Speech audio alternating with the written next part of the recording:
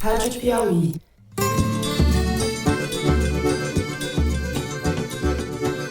Olá, sejam muito bem-vindos ao Foro de Teresina, o podcast de política da revista Piauí. Ainda há pessoas que dizem que a pandemia está acabando. Os números não mostram isso. Eu, Fernando de Barros e Silva, estou de volta das minhas férias, com saudade dessas coisas erradas. Falo aqui da minha casa em São Paulo com meu amigo José Roberto de Toledo, o melhor apresentador de podcast do Brasil, aqui pertinho também em São Paulo. Opa, Toledo! Opa, Fernando, eu só sou o melhor quando eu não estou apresentando. Ah, não seja modesto. Sucesso total, porque eu mesmo de férias ouvi. Sucesso total. Eu me sinto num país da exclusão, sabe? Eu me sinto invisível nesse momento de hoje. E a querida Thaís Bilenque, também aqui em São Paulo. Salve, salve, Thaís! Salve, salve, Brasil! Fernando, bem-vindo a 2022. Bem-vindo a 2022. Feliz ano a todos. Eu, como sempre, atrasado. Eu só quero te dizer que, da minha parte, não existe nenhum problema de fazer aliança com o Alckmin e ter o Alckmin de vice. Antigamente a gente dizia que jornalismo era um vício, como cachaça. Jornalismo eu não sei, mas o foro é uma cachaça. Que deixa a gente com abstinência quando está de férias. Muito bem, vamos deixar a conversa de boteco de lado e vamos logo aos assuntos da semana. O Serviço Público de Saúde do Reino Unido confirmou o que a maioria dos cientistas já sabia: a Omicron é mais contagiosa que as outras cepas do coronavírus. Um estudo mostrou que o risco de reinfecção durante a onda da Omicron é 16 vezes maior do que durante a onda da variante Delta. E a alta transmissibilidade pegou de jeito o Brasil. A média móvel de casos de Covid explodiu nas últimas semanas, beirando já os 100 mil casos diários. Número que a gente tem hoje quando grava o programa e que já pode ter sido superado quando você, ouvinte, estiver nos escutando. No primeiro bloco, a gente vai falar do impacto dessa alta de casos com UTIs de hospitais de pelo menos 3 estados brasileiros, registrando mais de 80% de ocupação. No segundo bloco, a gente vai analisar como a pandemia deixou os pobres mais pobres e os muito ricos mais ricos. Desde março de 2020, quando a pandemia se espalhou de vez pelo planeta, um novo bilionário surgiu a cada 26 horas no mundo. Do outro lado da moeda, a renda de mais de 99% da humanidade caiu. Todos os dias, pelo menos 21.300 pessoas morrem no mundo por razões relacionadas à desigualdade. Esse ritmo significa uma pessoa morrendo a cada 4 segundos por falta de acesso à saúde pública, violência de gênero, fome e crise climática. São dados do relatório Desigualdade Mata, lançado pela Oxfam, uma confederação internacional de 21 organizações nacionais com agenda socioambiental. A gente aproveita nesse bloco para discutir algumas especificidades do Brasil nesse quadro.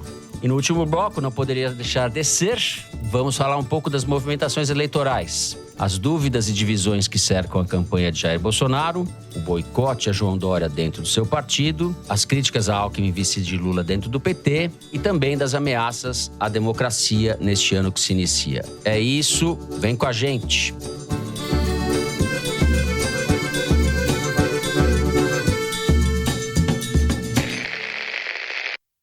Muito bem, Thaís Bilenque, eu estou com saudade, vou começar com você. A gente teve uma explosão de casos de reinfecção nas últimas semanas, nos últimos dias, hospitais ocupados, muita gente contaminada. Se a gente pode tirar uma boa notícia dentro desse quadro preocupante, é sobre a agressividade dessa nova cepa do vírus. Eu sei que você andou ouvindo pessoas que entendem bem mais do que eu desse assunto. Queria começar por isso. A gente pode dizer que essa variante é mais leve que as outras? Com certeza? Com certeza nada, né, Fernando? Mas... Com certeza nada. No jornalismo, com certeza nada. Eu conversei com o Esper Calas, que é infectologista e professor titular da Faculdade de Medicina da USP. E perguntei exatamente isso para ele. É possível dizer que a Omicron é mais leve, com tantas hospitalizações e UTIs sendo lotadas outra vez pelo país? E a resposta, a explicação que ele me deu para dizer que sim, que tudo indica que sim, é o seguinte. Aquilo que a gente vem comentando sobre o poder de multiplicação da da Ômicron nas vias respiratórias altas, nariz e garganta, tem se demonstrado como uma tendência de fato, mais do que infecções no pulmão. Então, isso implica em quadros menos graves nas pessoas infectadas. Segundo o Kallas, 7 publicações respeitadas já mostraram que a Ômicron é menos agressiva ou, em termos médicos, tem uma patogenicidade menor, ou seja, causa menos doença. A estimativa é algo como 40% menos patogênica essa variante. Segundo ele, não dá para dizer que isso significa que a Ômicron vai causar 40% menos de doenças, porque isso é um modelo experimental em animais, não dá para reproduzir,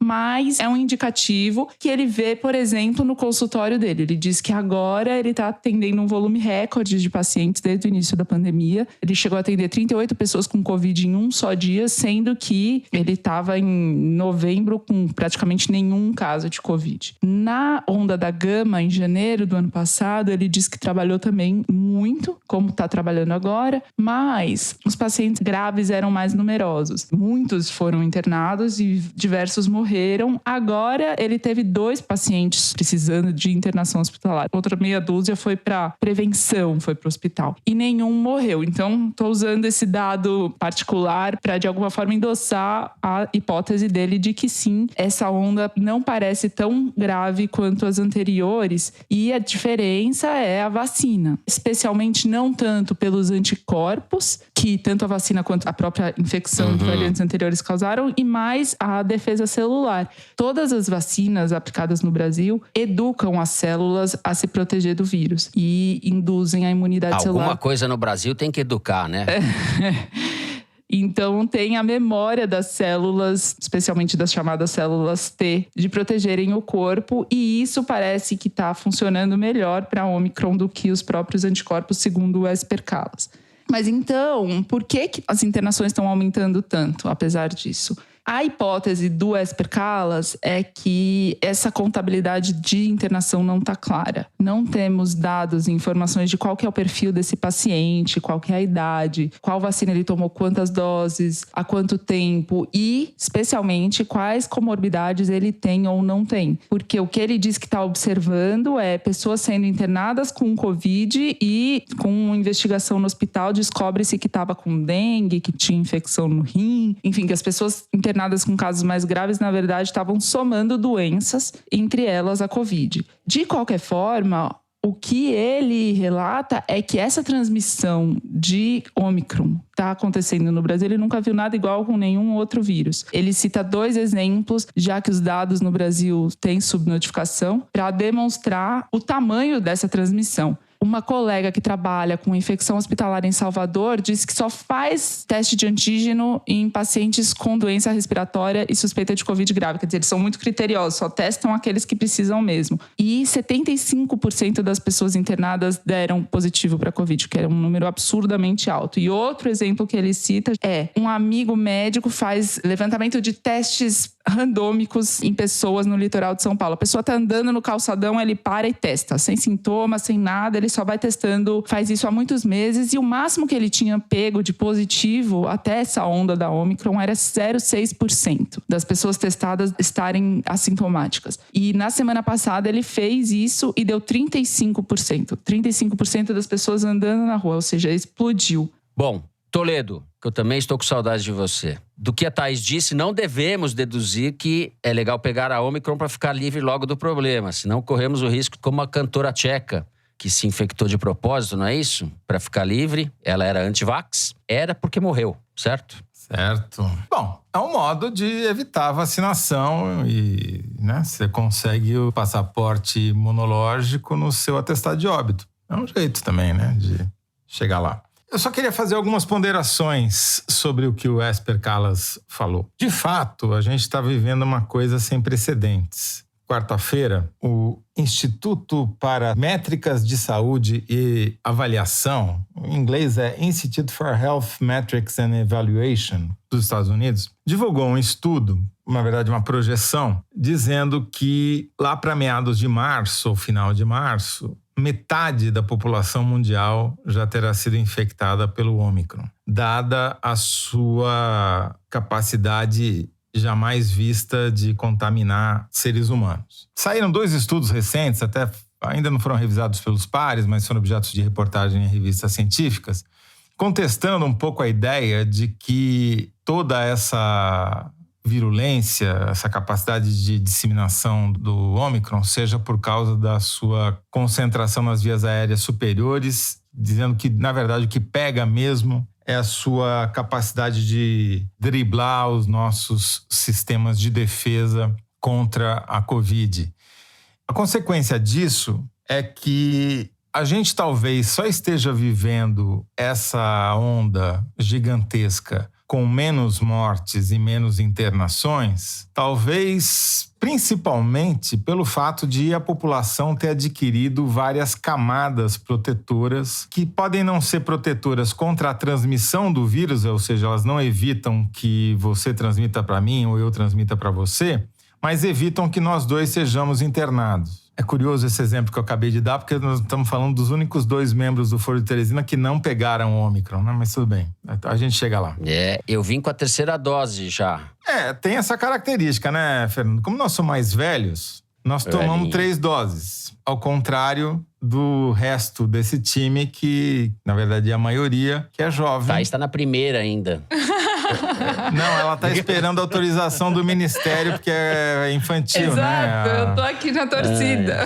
Exatamente. Vamos parar, porque senão isso vai ser bullying. Isso é bullying. Volta aí. O que eu quero dizer é o seguinte, quer dizer, a mensagem de que a Ômicron é facinha é uma mensagem ruim. Porque eu acho que grande parte dessa onda gigantesca que nós estamos assistindo é porque também, se as defesas imunológicas, né, uma camada de vacina, 2 camadas de vacina, 3 camadas de vacina, mais infecção prévia, ajudam a evitar que a gente termine numa cama de hospital, elas também ajudam a população a se desarmar do ponto de vista de uso de máscara, do ponto de vista de se reunir com pessoas em ambientes fechados, de baixar a guarda. Sim, abandonar os cuidados. Isso, para mim, esse conjunto de coisas, de fatores, a concentração do vírus nas vias aéreas superiores, o aumento das camadas de proteção do próprio organismo por conta das vacinas e infecções prévias e a despreocupação das pessoas é que levaram essa onda gigantesca que pode eventualmente atingir metade da população em 3, 4 meses. Pois bem, isso significa que vai mudar a maneira como nós encaramos essa pandemia. Já está mudando, já mudou, né? Não tem mais discussão sobre isolamento, sobre lockdown. Lockdown não existe mais no vocabulário sobre a pandemia. Mas ele é uma arma efetiva em determinadas situações. Ele se provou que não pode ser adotado permanentemente, porque senão todo mundo morre de fome. Mas em situações específicas, o lockdown coletivo, coordenado por uma entidade governamental, ele é útil. Não é o caso agora, porque já era. Nessa altura do campeonato, qualquer tentativa de controle já será ineficaz porque já saiu de controle completamente, né? Então, a questão principal que eu vejo aqui é o seguinte: não devemos dar de barato que ao final da onda da Ômicron terá acabado a pandemia. A gente está muito longe de ver o fim da pandemia. Ela vai mudar, o vírus já está se adaptando, nós estamos nos adaptando ao vírus e vai ser um equilíbrio dinâmico, ou seja, as coisas vão mudando e a gente vai tentando se equilibrar. Não caiam na lorota de que não precisa mais se isolar quando estiver contaminado, que pode sair de casa com 5 dias sem fazer teste, que dê 2 testes negativos em sequência, que não precisa mais usar máscara, que talvez não precise mais tomar vacina. Não caiam nessa lorota, porque agora que já, do ponto de vista coletivo, a coisa já foi para o espaço, sejam egoístas e protejam-se a si mesmos, porque a gente não sabe quais são as consequências de longo prazo da Ômicron, se ela vai dar uma epidemia de Covid longa. Não sabemos, não deu tempo de saber. A gente não sabe se essas taxas de internação crescentes, a volta do aumento das mortes é só o começo, isso daqui pode crescer mais, não sabemos. É muito pouco tempo dessa onda para a gente ter uma total compreensão do que vai acontecer. E, de novo, nada garante que a camada de resistência obtida eventualmente pela metade que vai talvez se contaminar com a Ômicron vá ser durável, que ela vai durar mais do que 3 meses. E que ela vá proteger contra a variante ômega que vai vir aí pela frente, porque virá uma nova variante. Talvez, se eu puder cravar uma previsão, é que haverá uma nova variante e haverá uma nova onda, não vai parar por aqui. Então, se você não quer ser solidário, seja egoísta, se proteja, use máscara e tome todas as vacinas que você puder. Disso tudo que vocês disseram, vamos deduzir, como o carnaval está logo aí, que beijar só de máscara, não é? Thaís, você tinha um dado para falar sobre o apagão de dados do Ministério da Saúde. Antes de falar disso, eu perguntei também para o Callas exatamente sobre essa possibilidade de fim da pandemia. Segundo ele, Toledo, o X da questão é se a imunidade induzida pela Omicron vai servir para outras variantes. Especialmente, segundo ele, a Delta, que era predominante até a Omicron chegar no Brasil. E se isso acontecer, se tiver uma imunidade cruzada, sim, dá para pensar em alguma coisa como um controle da pandemia. Mas o que ele diz é que apostar na natureza, apostar que o vírus vai ser bonzinho com os seres humanos é extremamente perigoso e que tem que apostar mesmo é na tecnologia, em vacinas contra a Omicron, contra as novas variantes, que não dá para apostar na natureza. E outro dado que eu preciso acrescentar aqui é que o apagão de dados do Ministério da Saúde, que ficou mais de um mês em vigência, a gente sem informação sobre a pandemia no Brasil, começou a voltar. Eu voltei a falar com o Isaac Schwarzhaupt, o especialista de dados que acessa esses dados várias vezes por dia aí, com quem a gente conversou para falar sobre o apagão. Segundo ele, os dados estão voltando, ainda não homogeneamente, não por completo, não dá para saber, o volume é muito grande, mas as coisas estão voltando e aparentemente a gente não teve perda de dado muito significativa, que era o grande temor dele para saber o que aconteceu nesse período. Eu diria que esse apagão, ele já cumpriu o papel dele, né? Se ele não foi premeditado, apesar de ter sido provocado por um hacker, ele já foi, assim, com um timing perfeito, justamente para desarmar a população de informação sobre o que estava acontecendo, não criar pânico sobre a explosão de casos. E agora que a onda já está consolidada, já está quebrando, tanto faz ter dado ou não ter mais dado, porque já cumpriu o papel de desarmar as pessoas. Escandaloso, de qualquer forma, esse apagão, uma coisa impensável em qualquer país. Bom, um ministro que confunde milhares de mortos por vacina com 11. Esse cara é pior que o Pazuello. Ele consegue ser pior que o Pazuello. Aí, nesse grau de sofisticação, eu não Que é um xingamento, assim, que é pior que xingar a mãe, né? Mas tudo bem, ele é. Tá certo. Se você falasse que o sujeito é mais honesto que Paulo Maluf, eu concordava, mas tudo bem. Bom, vamos encerrando por aqui. No segundo bloco, a gente vai falar sobre o aumento da desigualdade social decorrente da pandemia. A gente já volta.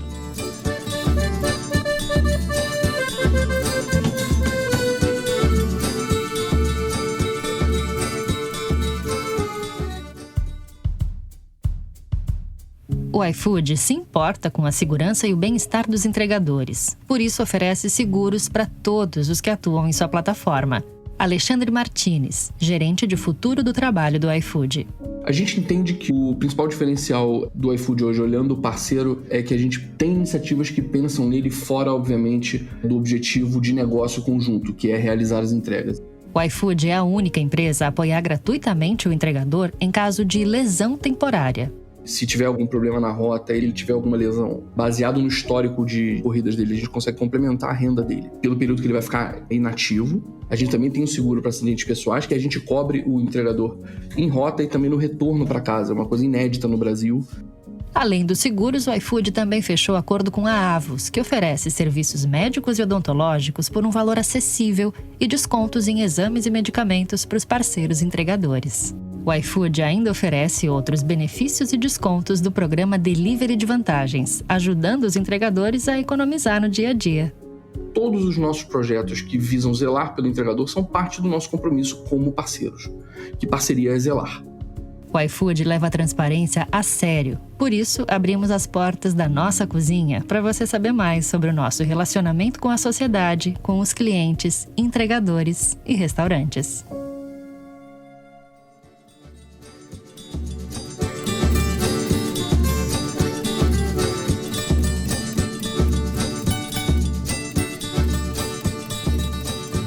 Muito bem, José Roberto de Toledo, temos esse relatório da Oxfam, a ONG que combate a pobreza, repleto de coisas boas e coisas novas, como eu costumo dizer. A desigualdade cresceu no mundo durante a pandemia. Há dados curiosos também sobre o Brasil. Eu não sei se você quer começar com os dados globais ou abordando o caso brasileiro. Fernando, o que eu queria falar é sobre a tendência geral e depois a gente desce talvez para o específico. A tendência geral é que a pandemia, ela beneficia os mais ricos. 1% mais rico ficou mais rico e os 99% mais pobres ficaram mais pobres. E isso globalmente e no Brasil também. Há uma concentração de renda durante a situação econômica em que a pandemia provoca ou ajuda a provocar. Então, aumenta a fuga de capitais para os países ricos, não só de capitais, mas também de gente, né? O Brasil, por exemplo, despencou no ranking de preferência dos investidores internacionais, investidores globais. Pra você ter uma ideia, em 2013, fatídico ano de 2013, junho, né, dos famosos movimentos de junho de 2013, naquele ano o Brasil era o terceiro país de preferência no mundo dos investidores internacionais. Em 2021, já tinha caído para 8º e agora saiu o ranking novo, caímos para 10º. Ou seja, durante a pandemia piorou ainda mais. Esse ranking é feito pela consultoria PwC, é uma entrevista com investidores, né? Se a gente olhar também os dados de inflação, a gente vê que ela cresceu para todo mundo no Brasil, mas ela cresceu mais para os mais pobres do que para os mais ricos, por incrível que pareça. A energia elétrica e o gás, que tem um peso maior no orçamento familiar de quem ganha menos, cresceu o dobro do que é a inflação no Brasil. E não é só porque faltou chuva, não. Mas é também porque o lobby das empresas termoelétricas privatizadas é fortíssimo, né? E elas não foram desligadas. Depois que ligaram uma vez, não desligaram nunca mais, ou raríssimas vezes, né? O capital busca segurança em tempos de crise. Então, qual é o destino principal do capital durante a pandemia? Os Estados Unidos disparado, 41% dos investidores, depois a China e depois a Alemanha. Então, o que a gente está assistindo, paralelamente à tragédia humanitária que a pandemia causa, é uma tragédia econômica em marcha, em que você tem um aumento da desigualdade que parece uma coisa etérea, mas é muito palpável. Ele paralisa setores inteiros da economia e quem é prejudicado é, obviamente, mais o empregado do que o empregador, né? Como se tudo isso não bastasse, ainda temos uma instabilidade política global nos setores de energia que estão catapultando os preços do petróleo e do gás por conta da ameaça de guerra na Ucrânia, né, entre Rússia e a OTAN. E você teve um ataque em Abu Dhabi por rebeldes iemenitas que desestabilizaram o Oriente Médio e fizeram o preço do petróleo subir. Ou seja, esse aumento da desigualdade, ele aumenta a tensão acumulada na base da pirâmide, que morre mais, está pagando mais caro para comer, não está conseguindo comprar gás para cozinhar, não consegue mais pagar a conta de luz, não tem mais emprego estável, só tem bico quando tem, né? Está cada vez mais dependente do auxílio governamental. E isso vai desaguar como? Em insatisfação, né? Em desaprovação dos governantes, no caso brasileiro, desaprovação do Bolsonaro. O Bolsonaro pode até achar que os ministros militares são os mais importantes porque garantem o apoio da tropa, ou pode incensar o ministro do turismo lá, fazer ele tocar sanfona nas lives dele, ou pode falar bem da Damares, mas quem vai reelegê-lo ou não é o ministro da Economia, é o Paulo Guedes, que é com o bolso que o eleitor vota. E nesse cenário, está muito ruim para o Bolsonaro, cada vez pior, eu diria. Não vai adiantar apelar para a Bíblia se o bolso estiver vazio, entendeu? Então, esse é o cenário que vai se dar à eleição. E o Bolsonaro tem muito pouco a oferecer nesse campo. Tirando o lançamento do Pix, ele não tem absolutamente mais nada para falar de bom sobre a economia durante a gestão dele. Ele pode botar a culpa na pandemia, no Ômicron, no Diabo 4, mas o fato é que o discurso liberal do Paulo Guedes já não tem mais apelo. Não adianta ficar falando em reforma, privatização, que isso não vai dar nenhum voto, além dos votos da Faria Lima que ele já tem. Então, o problema do Bolsonaro é que vai ter que enfrentar um candidato de oposição em cujo mandato o Brasil, ou por mérito dele ou por mérito da explosão dos preços das commodities na época, o que quer que seja, a memória das pessoas é que foi o período de maior prosperidade da vida delas, prosperidade econômica. Então, esse é o grande dilema do Bolsonaro e esse é um dos grandes legados dessa pandemia. O aumento da desigualdade e a piora da situação econômica, de alguma maneira, vão politicamente criar o cenário no qual essa eleição vai ser disputada. Pode parecer à primeira vista que isso é ótimo para a oposição, mas vai ter consequências que a gente ainda vai mencionar no terceiro bloco, né? Vamos mencionar. Eu acredito que o Bolsonaro, apesar disso tudo que você falou, continua sendo um candidato competitivo, pelo menos para chegar ao segundo turno. Mas vamos discutir isso no próximo bloco. Bom, para continuarmos com o Bolsonaro, ele está sendo pressionado em relação à perda de renda do funcionalismo. Existe uma pressão, uma bomba relógio aí, e você apurou coisas a respeito, né, Thaís? O presidente tem que sancionar até sexta-feira, dia 21 de janeiro, o orçamento, e teve que recuar na antevéspera da promessa de aumento para policiais e outros agentes de segurança que causaram protestos e ameaça de greve do alto funcionalismo, né, da elite do funcionalismo, que essa semana já fez uma paralisação em Brasília, alguns protestos esvaziados pelo país. São aqueles que estão no topo da pirâmide, no Brasil, no topo da pirâmide geral, não só do funcionalismo, que estão tentando reaver suas perdas que a inflação e congelamento do funcionalismo causaram, né? Auditor da Receita, analista do Banco Central. E nesse meio tempo, ao mesmo tempo, o Estadão revelou que o Procurador-Geral da República tinha usado 79 milhões de reais de sobras orçamentárias, dinheiro que era para ter sido investido em melhoria de infraestrutura da Procuradoria, do Ministério Público de forma geral, compra de equipamento.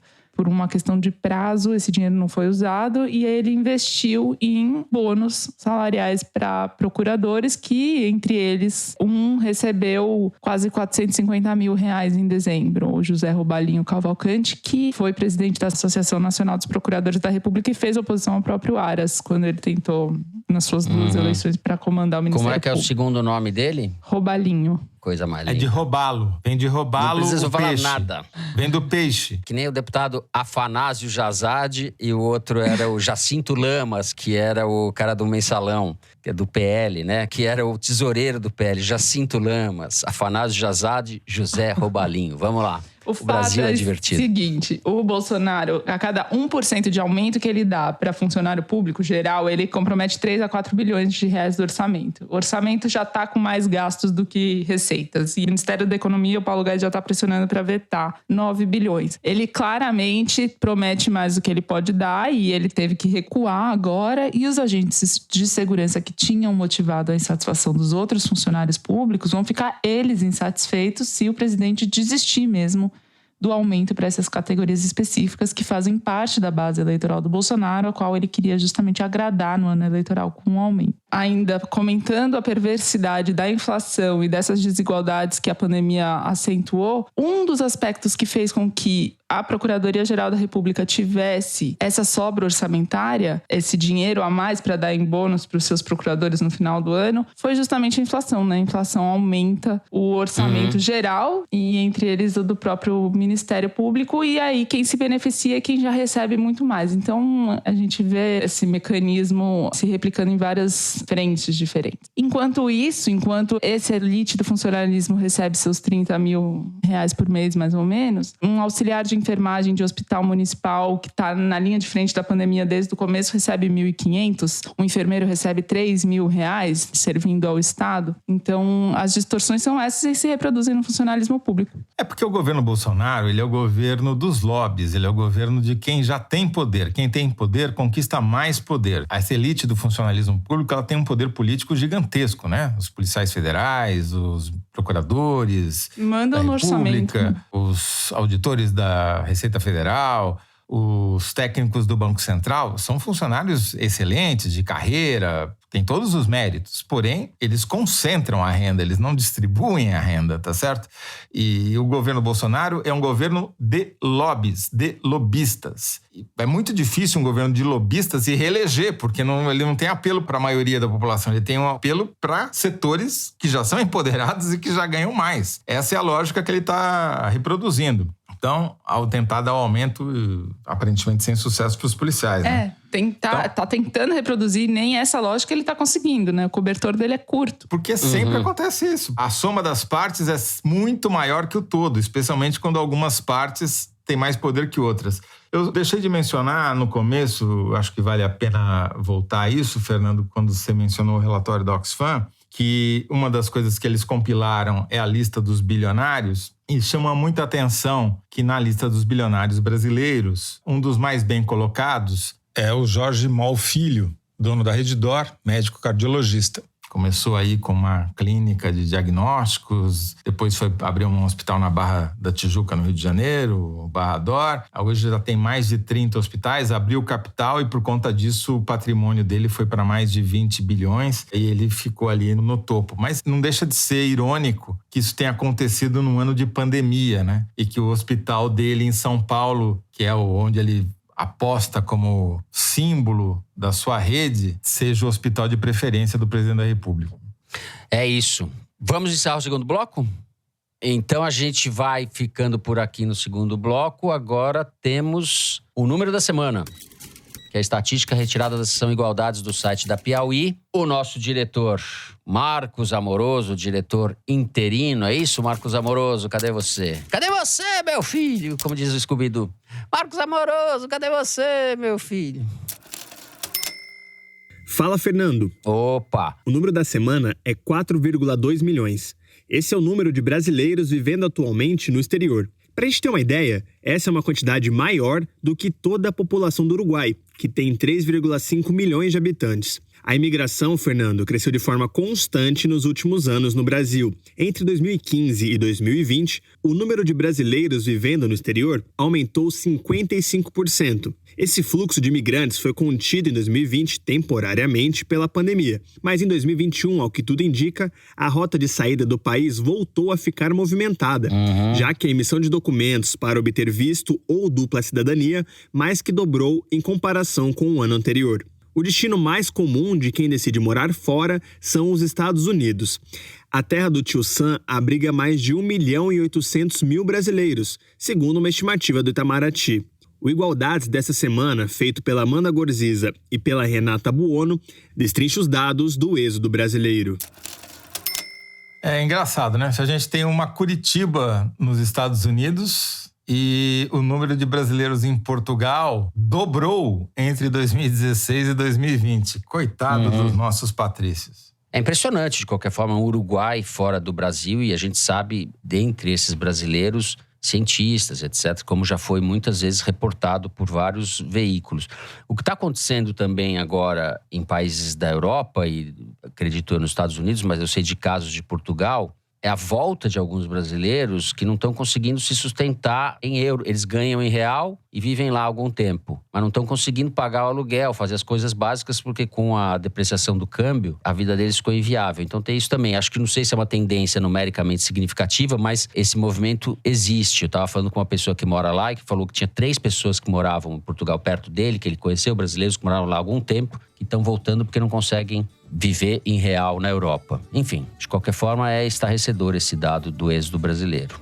A gente encerra assim o número da semana. No próximo bloco nós vamos falar do racha, não sei se podemos dizer assim, a Thaís vai me dizer que eu estou exagerando ou não, do racha na base bolsonarista, dos riscos à democracia no Brasil, de Lula e Alckmin, de Dória, etc, etc. A gente já volta.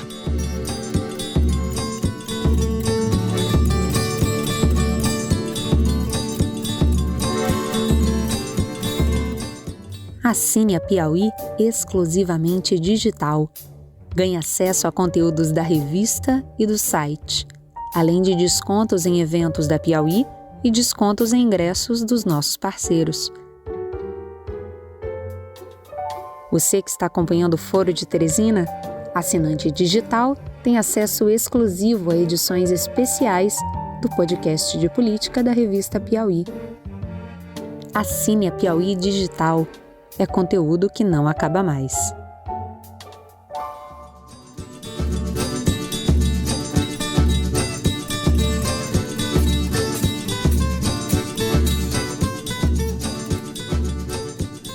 Muito bem, Thaís Bilenque. Como eu disse antes do intervalo, é um exagero falar em base rachada no caso do Bolsonaro. A campanha está desorientada, não sabe para onde ir. Existe a turma do Centrão e a turma dos ideológicos, que chamam que são esses delinquentes avulsos que orbitam Olavo de Carvalho, etc. Tá tudo mal parado na campanha do Bolsonaro?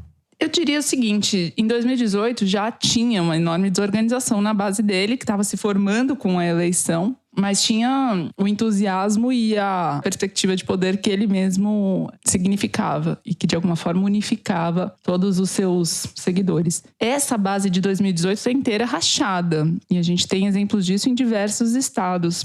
Eu vou usar a declaração da Janaína Pascoal, com quem eu conversei na quarta-feira, porque ela fala melhor do que eu. Ela é pré-candidata ao Senado por São Paulo, está negociando com o PRTB, atualmente está no PSL, que vai virar a União Brasil, e teve, em 2018, mais de 2 milhões de votos. Uma votação recorde para a Assembleia Estadual. Ela recebeu mais votos que o Eduardo Bolsonaro para deputado federal, que teve 1.800.000. Então, ela está querendo ir agora, de fato, para o Senado, e disse que está pitoresca a eleição, que brinca com os colegas que os candidatos ao Senado por São Paulo estão chegando em combis. E na quarta-feira chegou mais uma, que é a Damares Alves. O Bolsonaro falou que tem a intenção de lançá-la por São Paulo ao Senado. E aí ela disse, Janaína, a esquerda vai varrer tudo de novo, fazer o quê? São mais inteligentes. Essa é a previsão dela. Além dela tem o Datena também, que já ameaçou disputar todos os cargos do Brasil, por todos os partidos do Brasil, em vários estados do Brasil. Mentira, o estado ele mantém a coerência, que é São Paulo. E está ameaçando disputar o Senado, também é competitivo se for até o fim.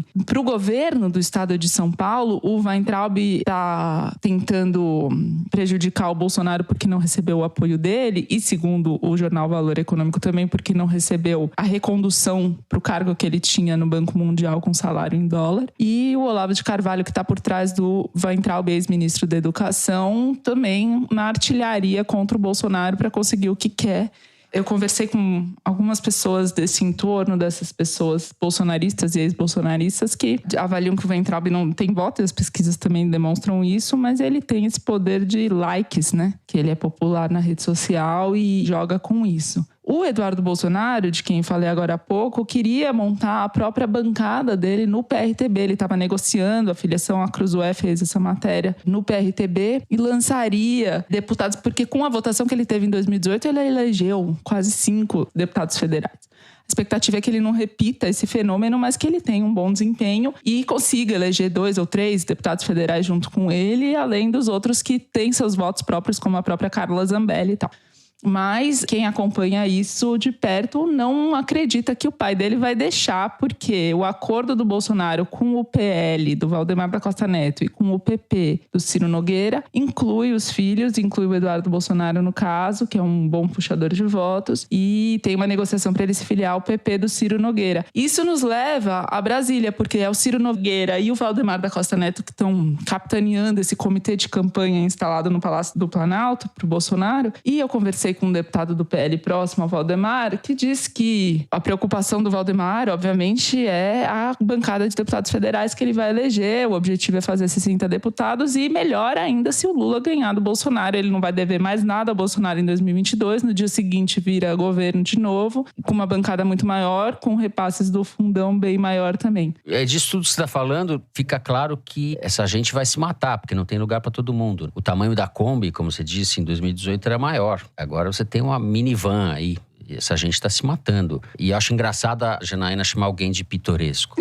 Engraçado para não dizer outra coisa. E não é nem só que eles estão se matando porque não tem voto para todo mundo, mas pragmatismo é o que o Centrão tem. Se o Centrão que está coordenando a campanha do Bolsonaro, o que o Centrão está pensando também é em como se beneficiar. Ele não está pensando necessariamente na eleição do Bolsonaro. O jogo que cada um deles está fazendo em seus redutos, nas praças que são mais importantes para esses partidos, não é necessariamente o jogo que vai interessar, no fim, para o Bolsonaro. Mesmo porque o Centrão vai se acertar, as pessoas falam, com Lula, com Bolsonaro. Vai se acertar com qualquer governo, maior, menor fatia de governo, com qualquer governo. Se for o Dória, se for o Ciro, se o Cabo Daciolo for presidente, o Centrão estará lá.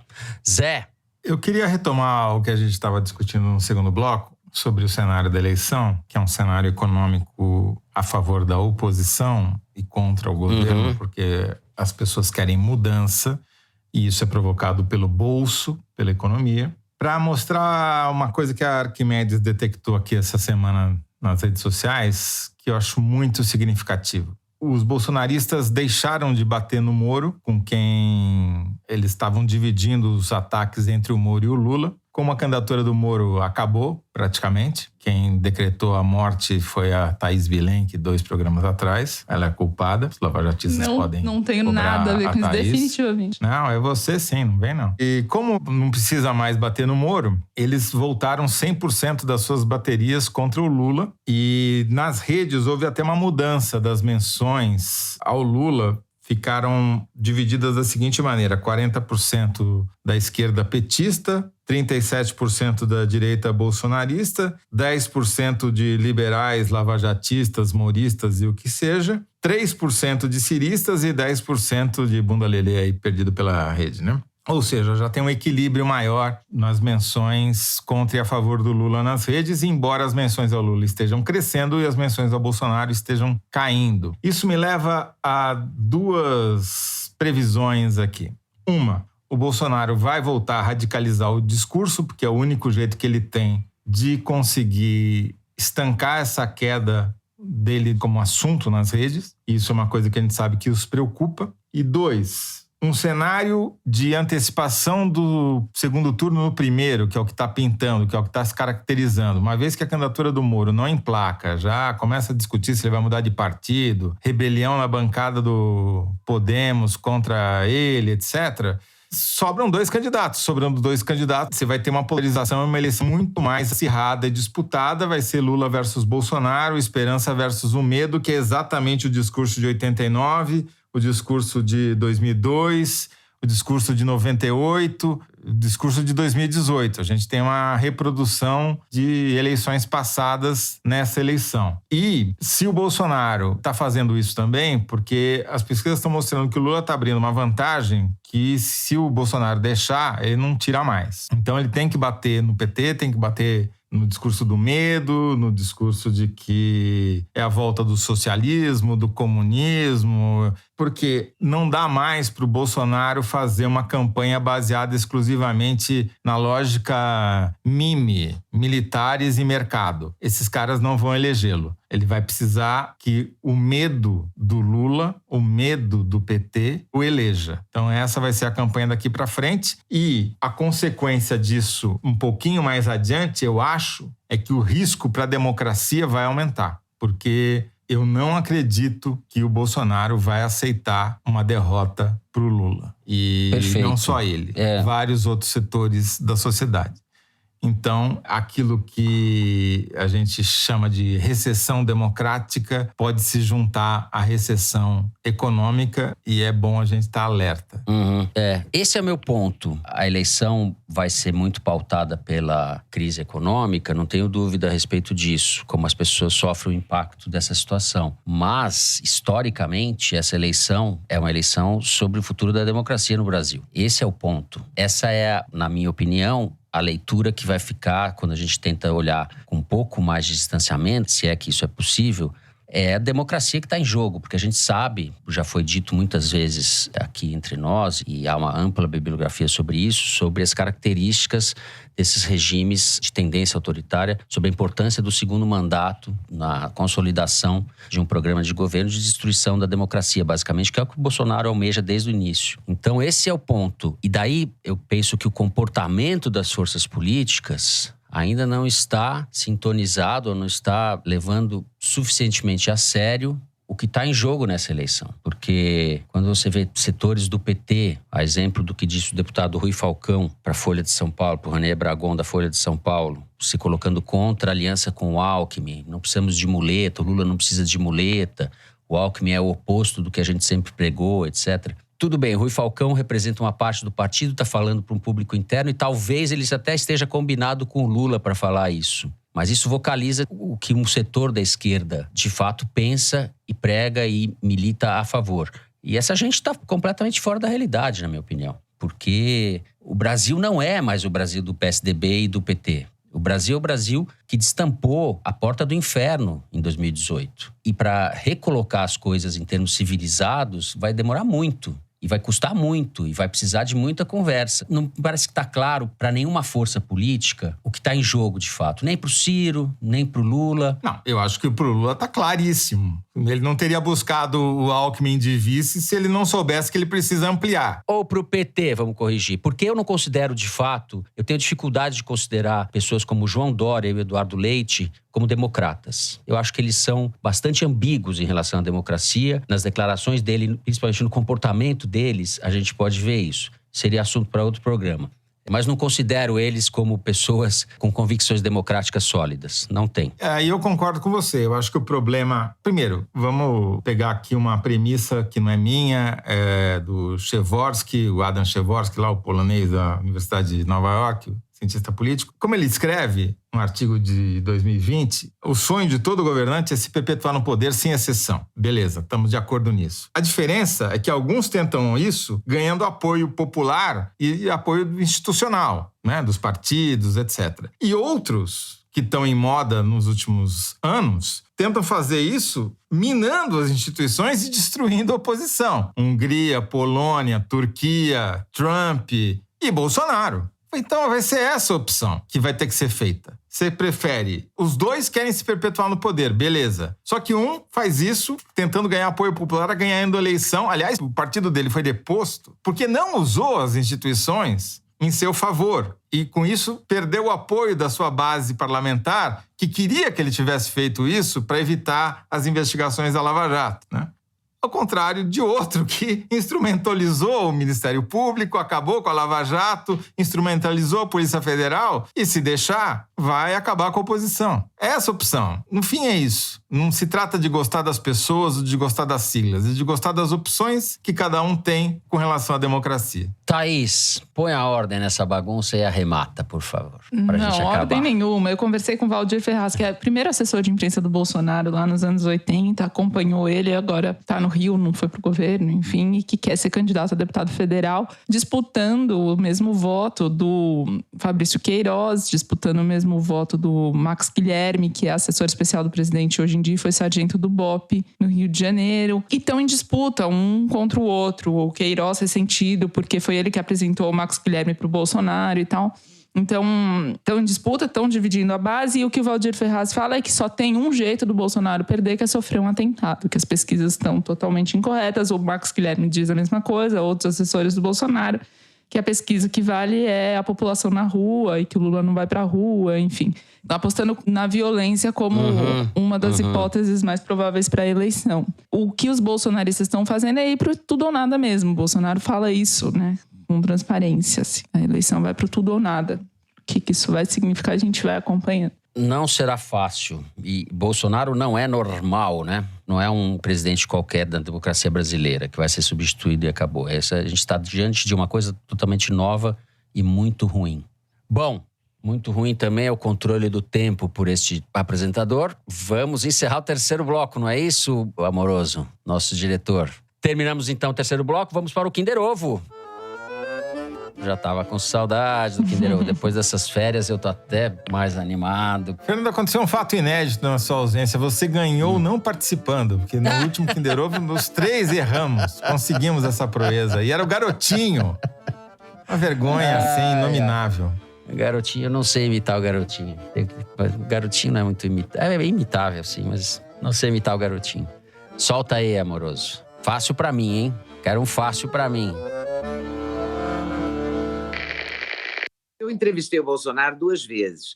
E tive uma conversa, assim, bastante franca com ele, porque ele é muito franco, né? Acertei, ele fala, você pergunta, ele responde. Antes. É uma coisa muito... O Thaís falou antes, eu que falei antes, claro, na eu não sou amiga dele, não tenho fui eu, na verdade. com ele, mas tudo que eu perguntei ele respondeu, e com muito humor, assim. caprichou nesse na hora que ele vez, hein, chegou na minha Moroso? casa para dar entrevista, quando ele era candidato, eu achei que o Eduardo, estava com ele, o Eduardo Bolsonaro, eu achei que o Eduardo era o Carlos, porque eu não conhecia bem os meninos. Aí os meninos, mas eu não conhecia bem os filhos. E eu pergunto se o Eduardo era o filho dele mais bravo. Ele respondeu, não, o Pitbull é o outro. Esse aí é uma moça. É ali da Nagli. Acho que eu acertei, a Thaís acertou antes de mim. Eu falei primeiro, Thaís. mas eu sei que acertou. Então, quem fala é, de fato, a jornalista, vamos chamá-la assim, em respeito ao passado, e apresentadora Leda Nagli, com essa grande figura do jornalismo brasileiro. A gente agora passa para o Correio Elegante.